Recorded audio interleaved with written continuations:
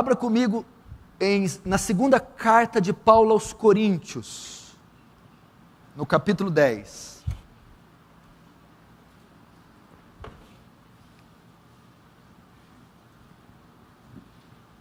Segunda carta de Paulo aos Coríntios, no capítulo 10.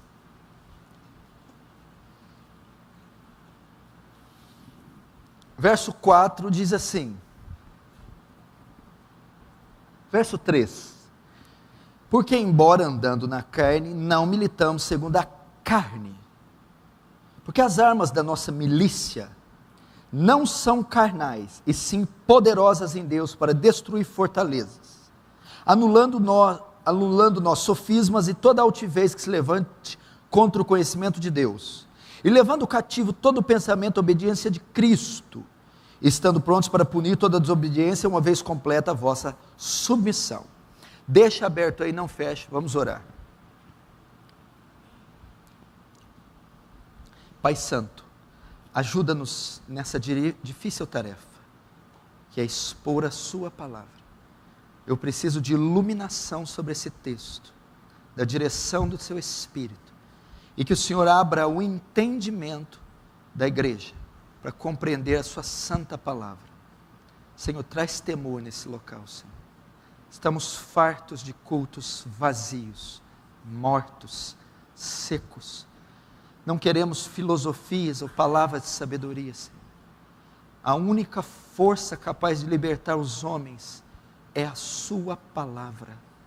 Senhor, se ela não vier com poder, se ela não for aplicada com graça, se ela não for proclamada com autoridade, Senhor, serão apenas palavras dirigidas ao ar. Eu oro pelo teu povo, oro para que eles sejam livres, oro para que eles enxerguem, oro para que a graça se estenda sobre todos eles, e que Satanás não tenha mais domínio sobre nós. Faz teu reino avançar, Senhor. Receba a glória para si, e nos conforma à imagem do seu Filho, em nome de Jesus, amém. No capítulo 10, e nos versos que eu li, ele se dedica um breve momento para alertar os coríntios sobre a existência de um inimigo, a oposição que eles têm e terão. E ele vai tratar aqui de uma guerra espiritual, de uma guerra que é travado, que os cristãos travam em âmbito, em campo, em terreno, em território espiritual. E a verdade que Paulo está dizendo aqui, que é uma verdade que nós temos que conceber, é que Satanás existe. Satanás existe. Os demônios existem. E eles operam em um reino da mentira. Nós não podemos ignorá-lo. Paulo vai dizer, não ignoramos os seus ardis. Paulo diz para não ignorar ele, para não relativizar a existência dele. Nós temos um inimigo real. Você tem um inimigo real. Satanás, assim como Deus, como o mundo quer propagar, não são divindades abstratas, não são forças impessoais, energias impessoais. Satanás é uma pessoa, Satanás é um indivíduo, Satanás é um ser inteligente, maligno. A Bíblia chama ele de diabo, caluniador. A Bíblia chama ele de Satanás, acusador. A Bíblia chama ele de antiga serpente. A Bíblia chama ele de dragão. A Bíblia chama ele de tentador. Ele é o tentador. A Bíblia diz que chama ele também de acusador dos nossos irmãos. Ele é o acusador, ele é o tentador, ele é o adversário. A Bíblia o demonstra como Deus desse século.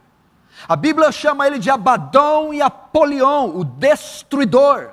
A Bíblia faz menção de Satanás como entidade pessoal, como indivíduo, portador de inteligência, de caráter. Apesar de maligno, possui caráter, possui pensamentos, sentimentos e possui vontade. O diabo existe. O diabo é real. Você precisa entender. Nós andamos na igreja brasileira por dois extremos. O primeiro momento, década de 80 e 90, o advento da batalha espiritual. Tudo era diabo. Tudo se considerava diabo. Uma dor de barriga, um pneu furado, via-se demônio em tudo e as mais diversas formas de combatê-lo.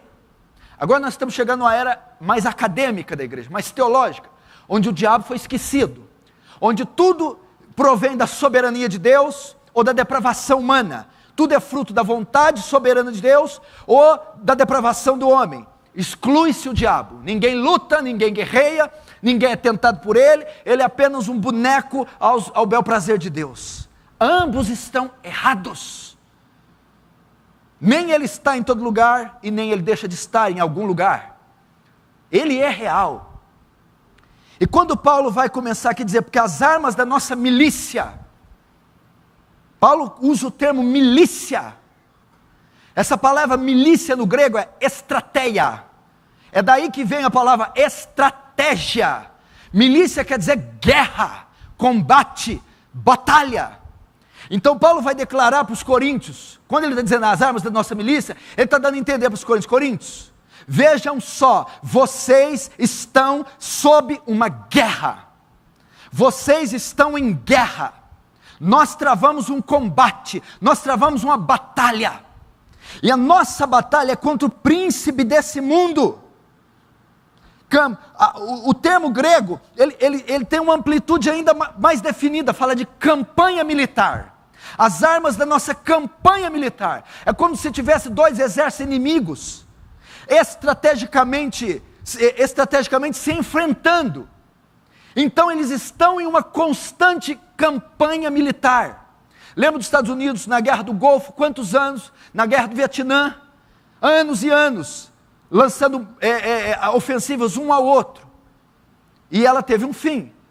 A nossa campanha militar se inicia no ato da conversão, e ela dar-se-á até a vinda de Cristo, findará com a nossa glorificação, ou seja, Coríntios, vocês estão em uma constante campanha militar, vocês estão sob um constante combate, uma constante guerra, vocês estão sobre um constante confronto. Contra quem?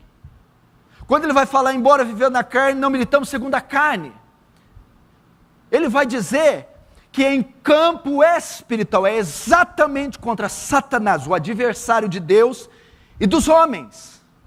A nossa luta é contra ele. Então, ignorar a luta é idiotice. Desprezar o oponente não é inteligente. Você precisa estar. Agora vamos pensar. Qual é a postura de alguém que sabe que está sob uma campanha militar? Qual é a postura de um soldado que sabe que está na iminência de um ataque?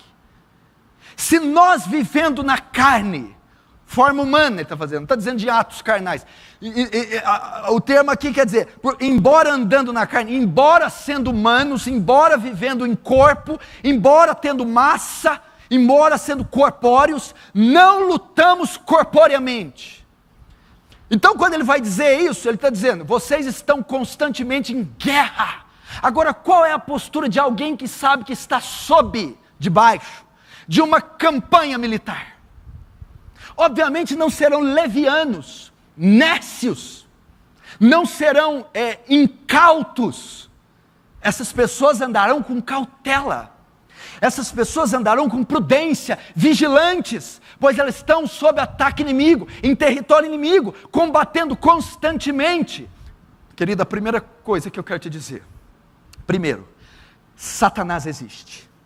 Você já estudou os atributos de Deus?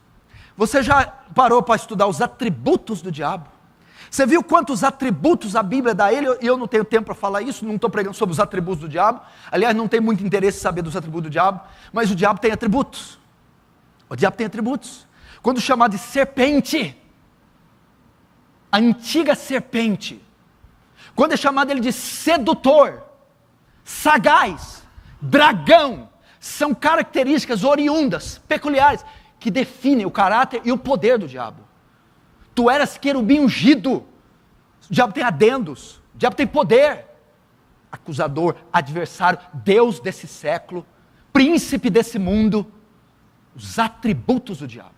Por que a Bíblia narra o diabo dessas formas? Podia falar só diabo, ou só Satanás. Mas por que a Bíblia dá nomes para o diabo? Por que a Bíblia dá adjetivos para o diabo? Para mostrar a você quem é o seu adversário, as qualidades, as características que ele tem. Ele não é um ser abstrato, desprovido de inteligência. Ele é poderoso, articulado, estrategista, inteligente, sagaz, maligno, sorrateiro. É por isso que ela fala dos atributos, para saber que ele tem qualidades a serem vencidas. O segundo é que ele tem um reino, o reino do engano, o reino da mentira. Por que da engano e da mentira? Um reino que consiste em consiste em propagar a mentira e propagar o engano, a sua horda, a sua elite demoníaca, o seu exército maligno. Terceira verdade é que, uma vez que existe o chefão, o diabo, e seu exército, existe uma guerra. Existe uma guerra, e essa guerra é contra quem? Foi permitido ao dragão que tentasse quem? Que ferisse quem? Que oprimisse quem? Os santos. É contra tudo que se chama ou se parece com Deus. É contra vocês. E o termo grego aqui é campanha militar. O que diz? Querido, a partir do dia, vamos dar um exemplo, tem uma guerra, vai ter uma guerra aqui na América do Sul. Começa a guerra, o pontapé inicial é dado e você é chamado para a guerra, te dão um míssil, te dão um fuzil, você vai para a guerra e só volta de lá quando terminar a guerra. No dia da sua conversão, o fuzil foi te dado, a espada foi te dada, e você está em constante guerra. Estamos sob uma campanha militar. Ou levante a mão aqui, quem que ficou um dia sem ser tentado? Quem ficou um dia sem receber um dardo, uma seta, uma sedução? Quem teve uma semana de folga, de descanso, desde que veio a Cristo? Nenhuma. E você nunca vai ter. Então estamos sob uma campanha. Logo nós temos a quarta ideia, aponta-se para a quarta. Como é a vida de alguém que tem consciência que está numa campanha? Como era a rotina dos soldados americanos lá no Oriente Médio? Como era a rotina dos soldados que estavam no Vietnã? Como é a rotina das pessoas que estão em guerra? Como que é? Não há tempo para o lazer, não há tempo para borrachice, pavoice, chocarrice. Elas viviam em constante alerta, vigilantes. Elas estavam apercebidas, estavam num combate ferrenho. Logo, para nós sermos vitoriosos, você precisa entender que você está sob uma campanha militar. Você está debaixo do ataque de um inimigo incansável, astuto e inteligente. David Wilkerson usa um termo interessante quando ele diz que o diabo vem atacar. Ele orquestra um plano para te derrubar. O diabo fica o tempo todo orquestrando, engendrando, ele fica criando ciladas, ele fica criando alternativas para derrubar você. Então, você precisa mudar a sua postura.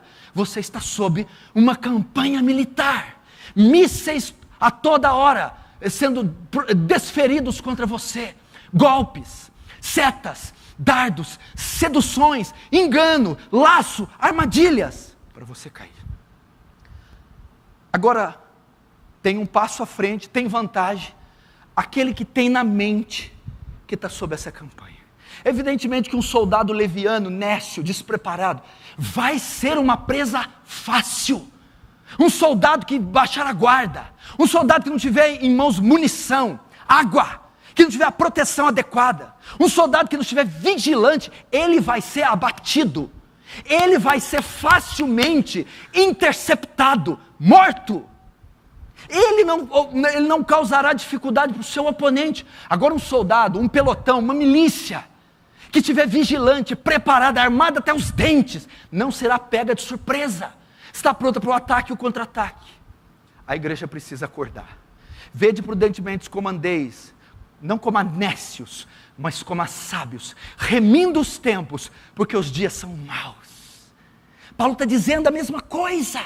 Vede como vocês estão andando com prudência, cautelosos, cuidadosos, vigilantes. Vocês estão andando como vocês estão andando como nécios. O que é o nécio? É o tolo, o insensato, o incoerente, o lerdo.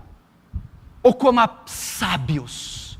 E como que o sábio anda? Remindo os tempos, porque os dias são maus. O que é remir o tempo? Aproveitando as oportunidades, fazendo uso das oportunidades, fazendo uso do corpo, fazendo uso do talento, fazendo uso dos dons, vigilando, santificando, orando, aproveitando as oportunidades. Por quê? Porque os dias são maus. Os dias são maus, os dias são pequenos, os dias são finitos, a morte nos espera, Satanás o príncipe desse mundo, acautelai-vos. É por isso que diz, vocês estão andando, a figura de linguagem é assim, vocês estão andando num campo minado, então vigiem, cada passo em falso é fatal, cada passo é um escorregão para um abismo. Vede como prudentemente andei, cuidado com as decisões, com as atitudes, cuidado por onde ando, porque vocês estão em campo minado, sob território inimigo, e toda vigilância é necessária. Gente, a igreja está perdendo a batalha porque ela é lerda, ela é sonolenta, ela é tecnológica, ela gasta tempo demais. Um soldado em milícia, por exemplo, jogando videogame, não tem cabimento, é insano. A igreja muitas vezes perde de vista a realidade da guerra. Eu não estou dizendo que não podemos divertir, ter horas de lazer, eu não estou dizendo isso. Eu estou dizendo quando a vida só consiste nisso, quando não se vigia, quando não se combate, quando não prevê o passo do inimigo, não antecipa o passo do inimigo. Estamos sob campanha militar, sob uma campanha poderosa. E a Bíblia diz que as armas da nossa milícia não são carnais, não são humanas. Nessa batalha, presta atenção, nessa batalha que travamos, as nossas armas não podem ser humanas. As nossas armas não podem ser humanas. Que é isso? Habilidade, inteligência, estratégia humana, filosofia, ponto de vista, argumento, força do braço, tecnologia. Está dizendo, as armas da nossa milícia não podem ser humanas. Não podem ser inteligência, não pode ser pensamentos, não pode ser sabedoria humana, habilidade, não podem ser. Mas por que não podem ser humanas? O texto vai, para destruir fortalezas. A figura de linguagem aqui é de um edifício construído por pedras. Na antiga Grécia, na Roma, essa linguagem era facilmente conhecida pelos leitores. Você está vendo aqui, para nós seria castelo, aqueles castelos ingleses, uma fortaleza inexpugnável, inconquistável. O que Paulo está dizendo assim, as armas da nossa milícia não são humanas, nossas armas não podem ser naturais. Quando ele diz naturais, o que seriam isso? Não pode ser inteligência humana, não pode ser ideologia humana, não pode ser estratégia humana, nem as nossas habilidades. Por quê? Porque elas não são páreas para fortaleza. É como você atirar com flecha numa muralha de granito. É como você com uma espada tentando derrubar um castelo. Paulo está dando essa ideia. As armas de vocês, as suas habilidades, a sua força humana não é párea para o inimigo. Não faz frente contra a fortaleza que vem contra você. Essa é a ideia. É alguém querer derrubar a muralha da China no braço. É alguém querer explodir um prédio com um traque. É alguém querer derrubar um castelo com uma flecha de madeira. Por que não podem ser humanas? Porque elas não são páreas para uma enorme fortaleza. Por isso que todas as vezes que você tenta vencer uma luta espiritual de forma natural, carnal, você não tem sucesso. Não adianta o telefonema, não adianta o e-mail, não adianta o fax, não adianta gritar, não adianta bater, não adianta espancar, não adianta torcer, não adianta comprar, não adianta vender, não adianta ligar, não adianta falsificar, não adianta tirar, não adianta xerocar, não adianta. Porque a nossa luta é contra aquilo que está por detrás. É contra aquele que tem atributos, Satanás. É contra o seu reino. E o seu reino é invisível. O seu reino é espiritual. Nossas armas não são páreas.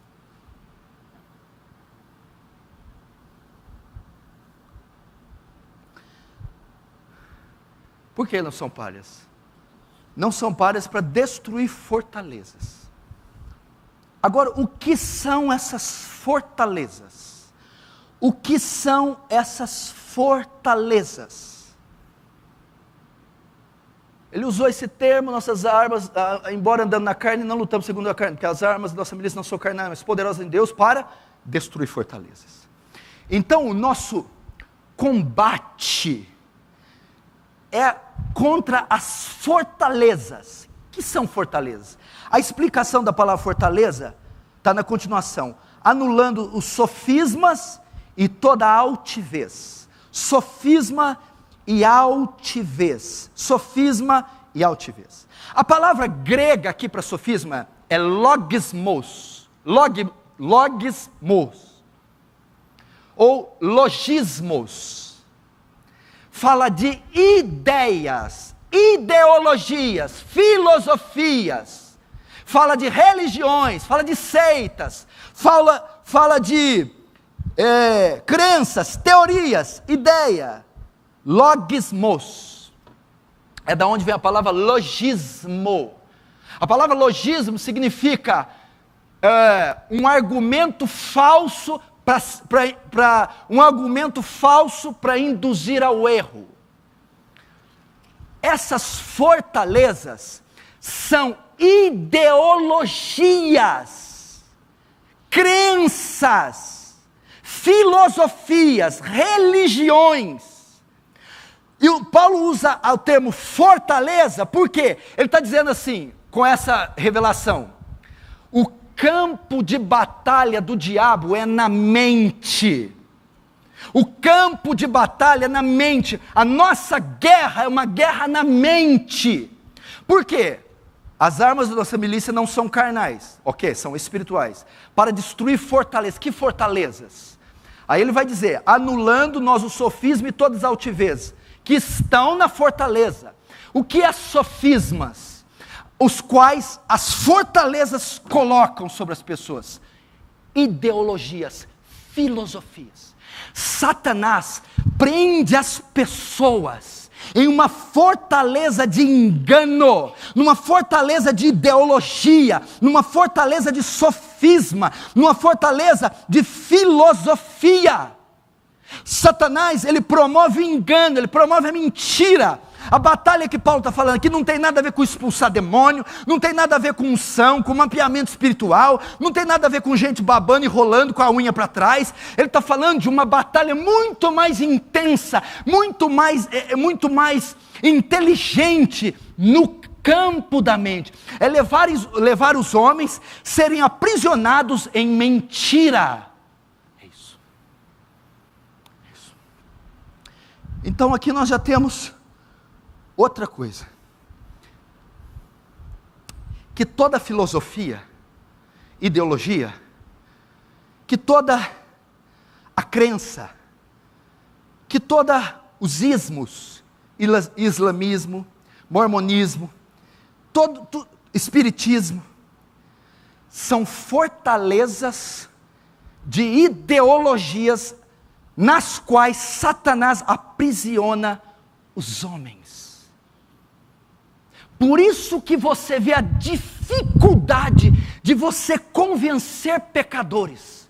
O termo que Paulo usa para esse engano é simplesmente um castelo, de um forte, de uma fortaleza. Satanás consegue insuflar tamanho engano, de forma a ser comparado com um castelo. Você imagina para tirar essas pessoas daí. Essa verdadeira guerra esse é o verdadeiro ataque do diabo contra a verdade. Ideologias. Agora veja só, verso 5. E toda altivez que se levanta contra o conhecimento de Deus. Agora ele está dando aqui o alvo da ideologia. O alvo. Onde a ideologia quer acertar. Presta atenção, Paulo sabe o que está escrevendo. As nossas armas não são naturais, são espirituais. Para destruir fortalezas, ok? O que são fortalezas? Ideologias, nas quais o diabo prende. E nós estamos aqui para destruir elas. E toda altivez que se levante contra o conhecimento de Deus. Ideologias que rejeitam a verdade da Escritura, que rejeitam a verdade de Deus. Então toda falsa religião, toda corrente filosófica, toda ideologia que descarta a verdade bíblica, que rejeita a verdade divina, que rejeita a existência de Deus, está dentro da fortaleza. Está dentro do que Paulo está falando. E você vai entender onde eu quero chegar.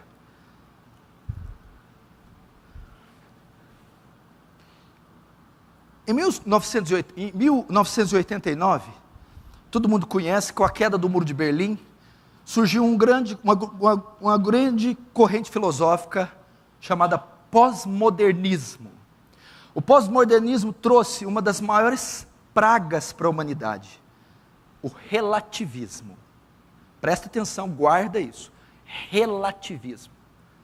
O que é o relativismo? Há o relativismo cultural. O relativismo é a verdade absoluta que não existe verdades absolutas. O relativismo é uma corrente de pensamento que ensina que não existe verdades absolutas. Tudo é relativo. Tudo é relativo. Por exemplo, o problema do mal. O que é mal para você pode não ser mal para mim. Depende do ponto de vista e do contexto. Pois o mal é relativo. Entendeu? A questão de sexualidade, homossexualidade, é relativa. Para você é vulgar um homossexual. Para mim não é. E essa ideia, essa corrente filosófica dominou todos os campos da sociedade. Vivemos numa sociedade relativista. Vivemos numa cultura relativista, onde as verdades e valores têm sido relativizadas. Vivemos uma sociedade que não tem valores absolutos, não tem verdades absolutas. É tudo relativo. A questão do aborto, relativa, por isso que estão se apoiando. A questão da ideologia de gênero é relativa, por isso que estão apoiando. A questão da eutanásia, a questão de energia nuclear, tudo isso está sendo relativizado. Acabou o mal e o bem, não existe mais mal e bem, isso é relativo, tem que partir do contexto histórico, do contexto cultural, do ponto de vista da realidade de cada um. Aí entramos no relativismo cultural, que cada prática e cada verdade depende do ponto de vista e da cultura que cada um professa, nasceu. Isso destrói os valores absolutos. Quebra os padrões morais de bondade, de maldade. Qualquer um pode fazer o que quiser. É relativo assassinar alguém. Eu tinha minhas razões. Não posso ser considerado mal. Eu fui me defender. É relativo a abortar uma criança com alguns meses. Eu tenho que pensar em mim. Para vocês é um crime. Para mim é uma libertação. Então, relativismo. A crença que ensina que não há verdades absolutas. Valores absolutos. Logo, isso tira qualquer verdade, qualquer valor.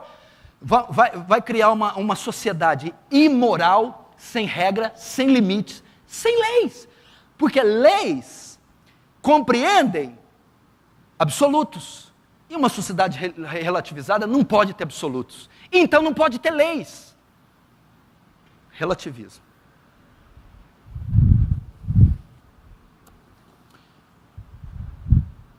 Agora o que eu tenho percebido? Presta atenção. Eu estou dizendo aqui da minha experiência.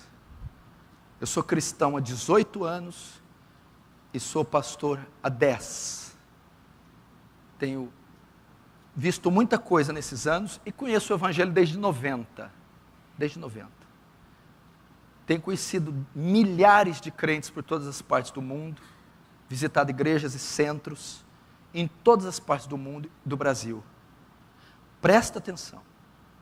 Não existe nenhuma praga que está assolando mais a igreja de Cristo do que o relativismo.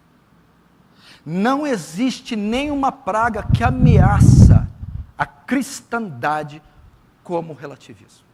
O relativismo é o instrumento mais poderoso, mais inteligente e sutil que o diabo usou nas últimas décadas. Porque o relativismo não tem nome, o relativismo não tem forma, o relativismo não tem cor, o relativismo não tem som, o relativismo é abstrato, que se transforma em substância. O relativismo. Como o relativismo entrou? Porque ele entra, presta atenção, ele está em todos os campos da sociedade. A sociedade é uma sociedade relativizada, uma sociedade nos continentes, sem valores e verdades absolutas. Não existe mais.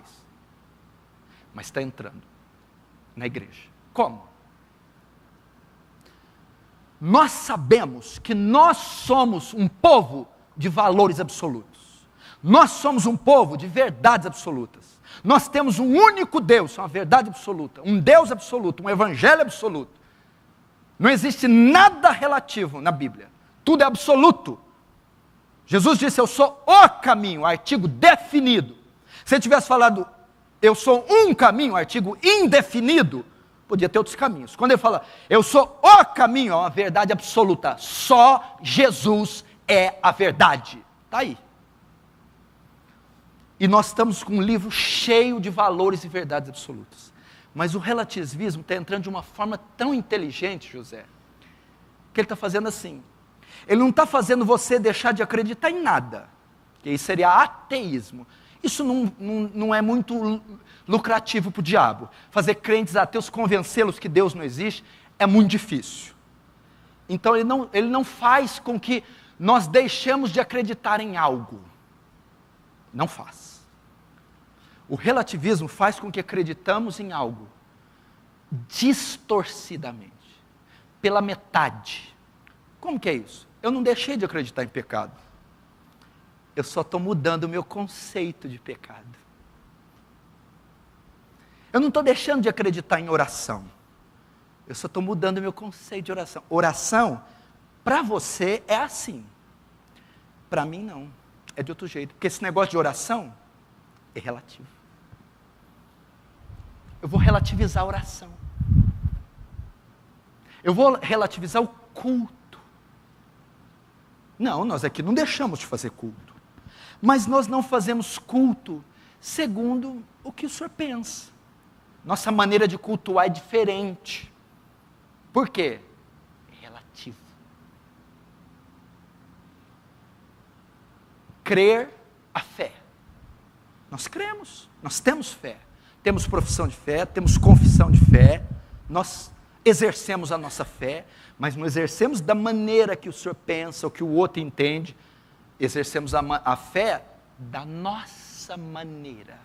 Porque esse negócio de fé é relativo. Soteriologia. Agora, o diabo também sabe, ele é inteligente. Agora, onde ele vai convergir a sua força? Relativizando o pecado. Existem pouquíssimas religiões no planeta que não mencionam o pecado. Todas mencionam. As heresias, as seitas. Mas o diabo está relativizando a força, a violência, a pecaminosidade do pecado. Então, como é que ele destrói a igreja? Olha como é que o relativismo destrói. Nós passamos a ter uma multidão de crentes na mesma igreja, pensando todo mundo de forma diferente. Ninguém na igreja com verdades absolutas. Eu tenho a minha interpretação desse texto, eu tenho outra, e eu tenho outra. Eu tenho a maneira de ver a minha doutrina, eu tenho outra, e eu tenho outra. Eu lido com o pecado de uma maneira, eu com outra, e eu com outra. Nós temos uma igreja inteira relativizada, sem valores absolutos, sem valores absolutos, sem verdades absolutas. O conceito de pecado é uno, é um só e absoluto. Não podemos relativizar, mas estamos relativizando. O conceito de tentação, o conceito de arrependimento. Qual a última vez você chorou pelo pecado? Bateu no peito? Sentiu agonia? Vísceras? Não, esse negócio de víscera, de chorar para pecado, é um conceito seu. O conceito meu está no campo da minha mente. Eu já arrependi. Comecei a relativizar isso. Logo começamos a ter uma vida cristã atrofiada, morta, parada, seca. O relativismo está entrando. O relativismo não está tirando ninguém da igreja. O relativismo não está fazendo ninguém deixar de crer na Bíblia. Não está fazendo ninguém deixar de crer em Deus. Ele só está distorcendo a verdade. Agora vamos lá. O que é o relativismo? O relativismo é uma ideologia. O relativismo é uma filosofia. O relativismo é uma crença. E da onde a Bíblia revela aqui que nascem, onde é o nascedouro das ideologias, onde é o nascedouro das crenças, onde é o nascedouro das filosofias, vem de Satanás. É o diabo, e o diabo está querendo prender a igreja nessa fortaleza, nesse forte, está querendo prender os crentes nesse castelo nesse castelo de relativismo. E aonde que se dá essa batalha? Queridos, sem que você perceba, sutilmente na sua mente, o diabo está insuflando, o diabo está enviando setas na sua mente, distorcendo, pervertendo seus pensamentos a respeito dos conceitos absolutos da palavra. Você não precisa sair da igreja, não precisa ir para uma boate, não precisa usar droga. Quem te disse? É na própria igreja, é no próprio culto, é na própria vida cristã. Ele quer aprisionar você em uma ideologia.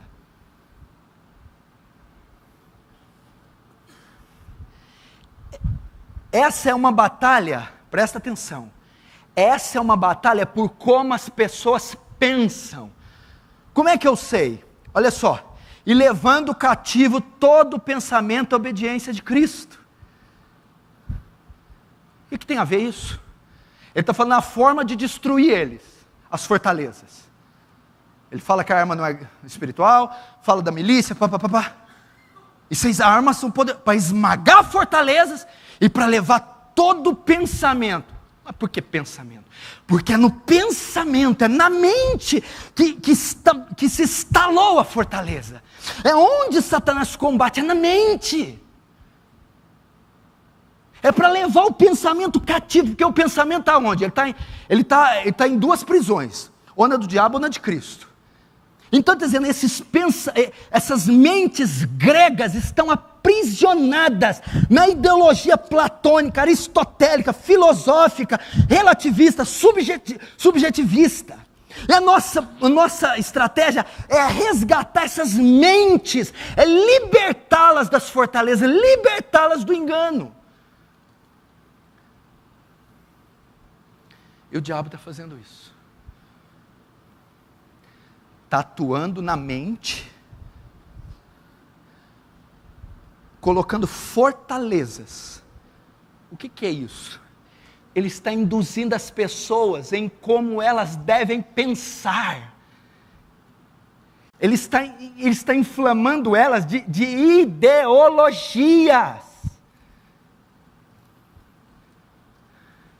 Porque o mundo está perdido, não está? Tá. O mundo inteiro se prostitui? Não. O mundo inteiro usa droga? Não. O mundo inteiro é assassino? Não. O mundo inteiro é adulto? Não. são pequenas parcelas. Então a estratégia do diabo não é perverter moralmente o homem, porque isso o pecado se encarrega. O pecado de Adão inclina o homem já para o desvio moral. Então o propósito do diabo não é isso, o propósito do diabo é que elas continuem convivendo em sociedade harmonicamente, mas com mentes cativas a ideologias que se levantam contra o conselho de Deus, contra a verdade de Deus. É isso.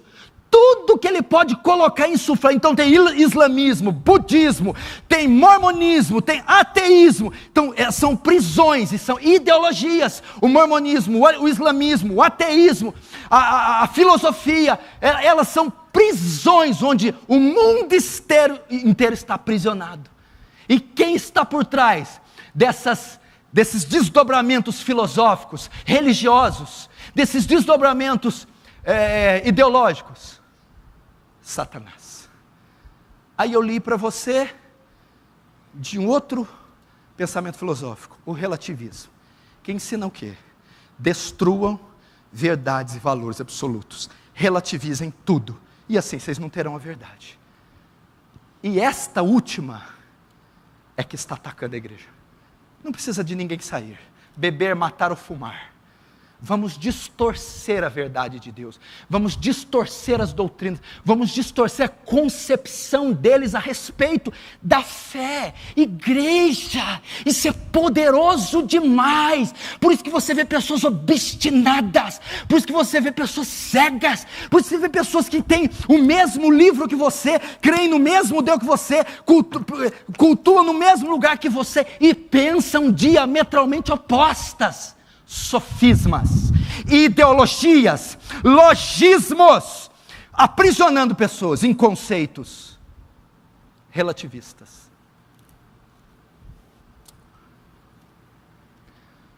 Aprisiona pessoas assim. Essa é a luta. Não vai lutar com o diabo repreendendo, mandando amarrar, mandando sair. Não é assim que vence o diabo.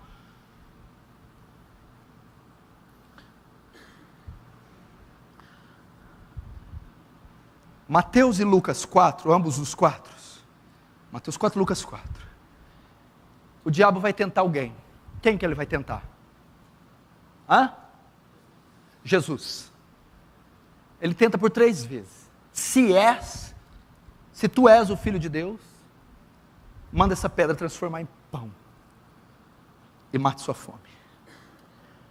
Se tu és o Filho de Deus, atira-te daqui do pináculo para baixo, porque está escrito: darão ordem aos teus anjos. Se és o Filho de Deus, eis os reinos, tudo foi-me dado, e eu te darei se prostrado me adorar. Aonde foi a batalha? Na mente. Lembra, quem foi tentado não foi o Deus Jesus, foi o homem. Deus é 100% homem, 100% Deus. As duas naturezas coexistem juntas, na mesma pessoa, sem se misturar. Isso é Jesus.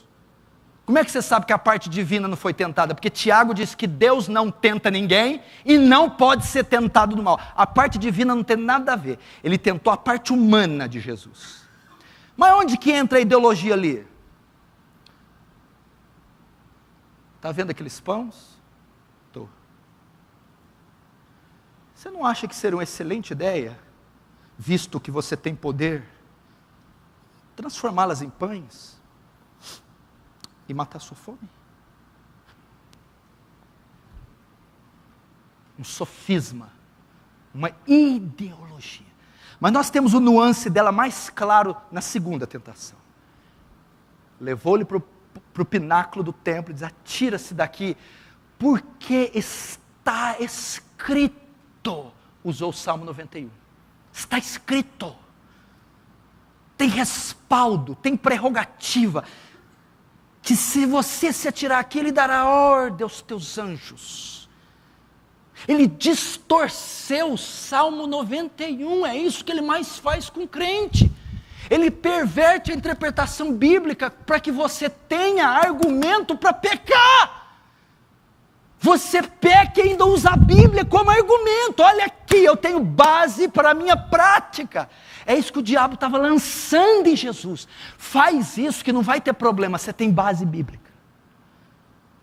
Isso é uma ideologia, estava na mente, ele estava soprando, ele estava conflitando com Jesus na mente, a respeito de uma ideia, a respeito de um ponto de vista. Ele estava relativizando, estava humanizando, pluralizando, filosofando. Jesus, está entendendo? Olha só.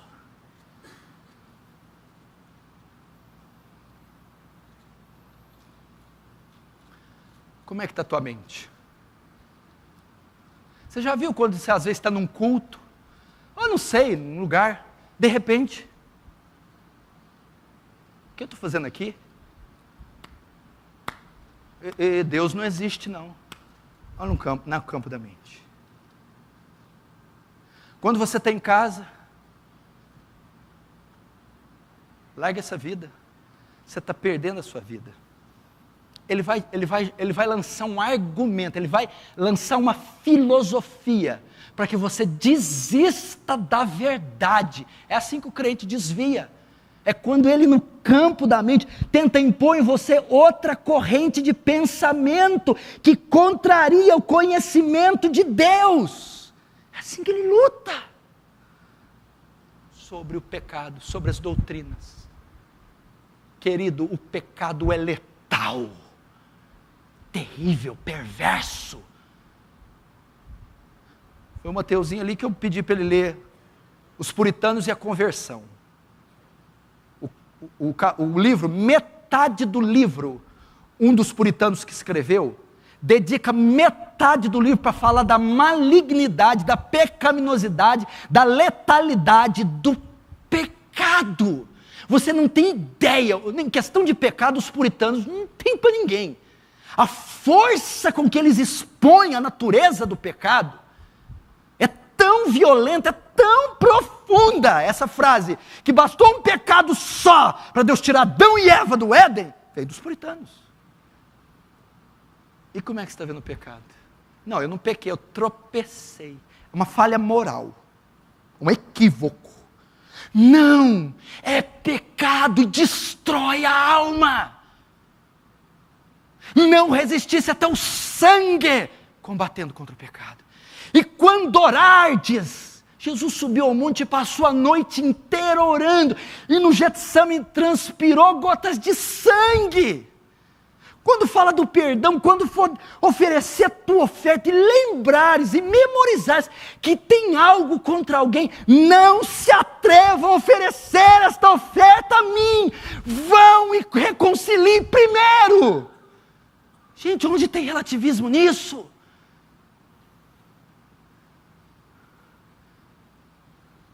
Onde tem? A palavra arrependimento, João Batista chega lá. João Batista, arrependei-vos e produzi frutos dignos de arrependimento, não presumais que vocês têm por pai Abraão, porque Deus dessas pedras pode suscitar filhos de Abraão. Jesus vem, o reino de Deus é chegado, o tempo está cumprido, arrependei-vos. Pedro pregando, o que faremos? Arrependei-vos. Arrependimento. E Paulo vai ter mais longe e falar, tem um arrependimento que é da carne. A tristeza de segundo a carne gera morte, mas segundo o Espírito, vida. É o arrependimento do remorso, da lágrima de crocodilo. E ele vai fazer, não adianta esse arrependimento, tem que ser no cerne do homem, tem que ser das vísceras do homem. Valores absolutos, valores absolutos. Examine-se a si mesmo para saber se está na fé. Valores absolutos.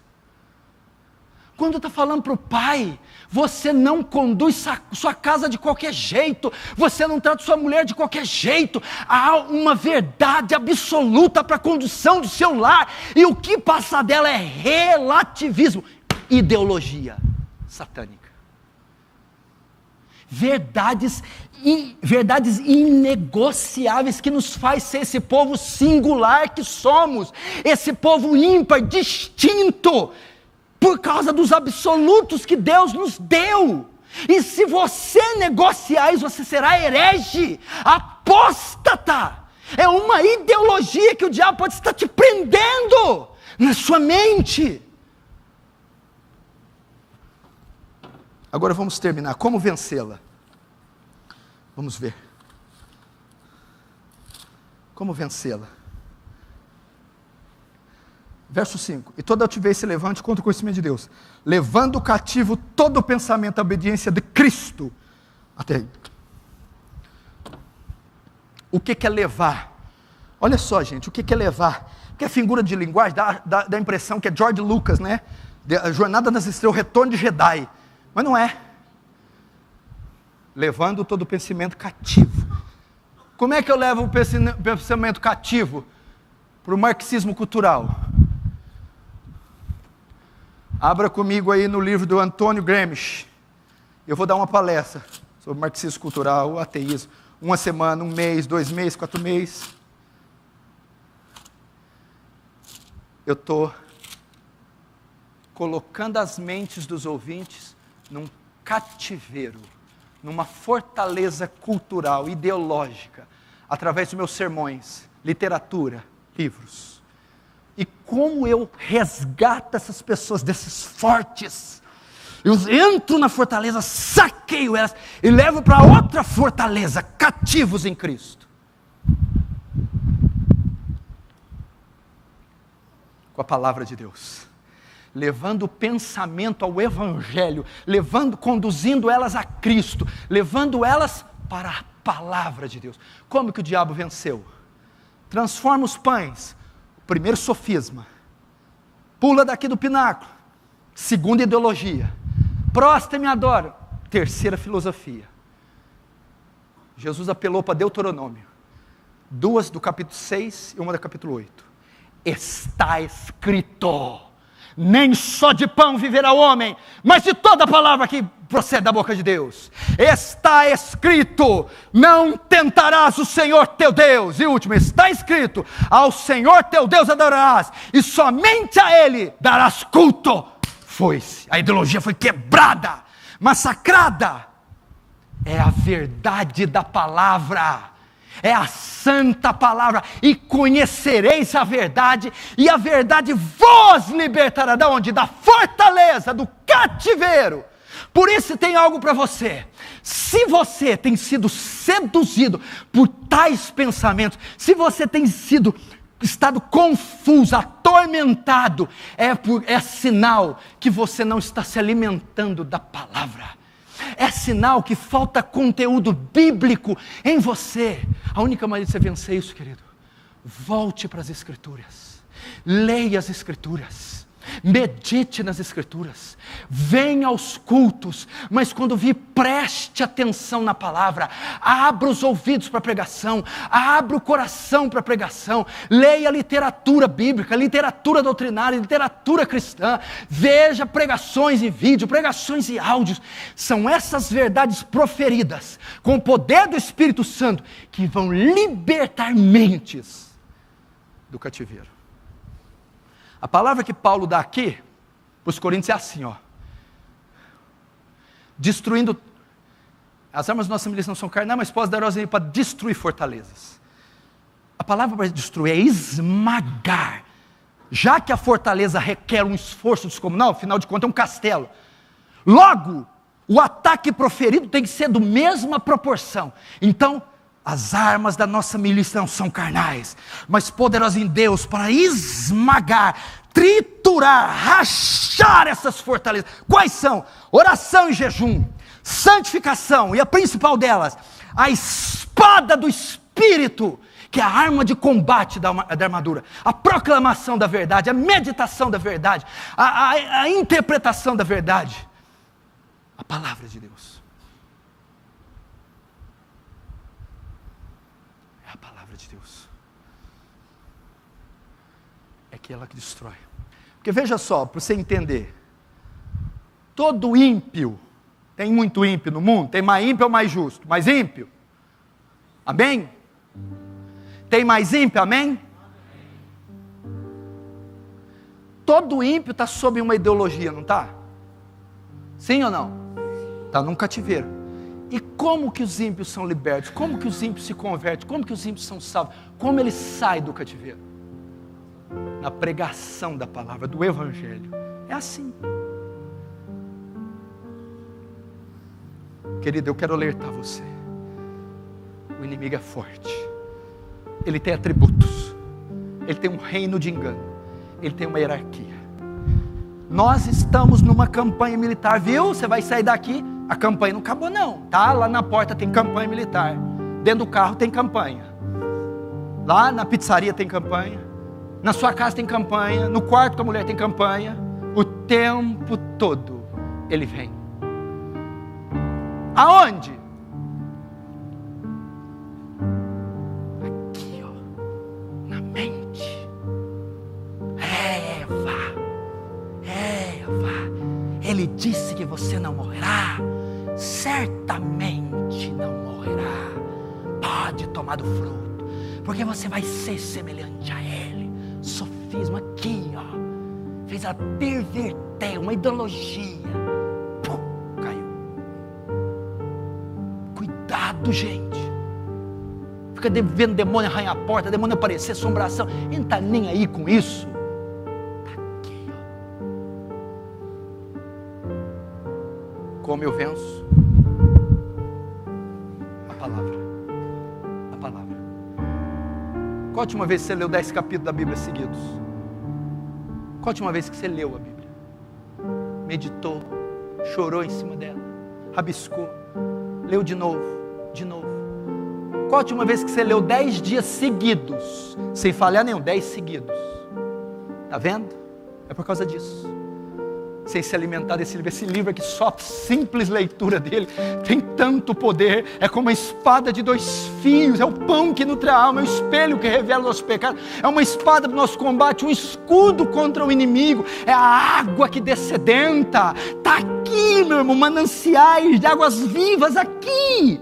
Vai, esse livro, se debruce nesse livro. Se você comprar um livro entre os gigantes da terra, dos puritanos, J. Packer, ele estava ensinando o puritano, pregando, e dizia assim: Senhor, Senhor, o que quer que faça, queime as nossas casas, mata nossos filhos, toma nossas esposas, mas não nos tira a Bíblia, não nos tira a Bíblia.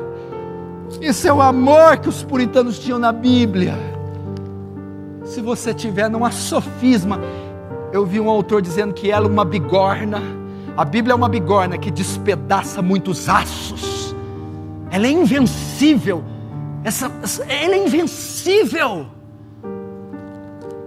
Ela tem um poder libertador. Senão, os ismos vão continuar te pegando. Vamos fechar nossos olhos.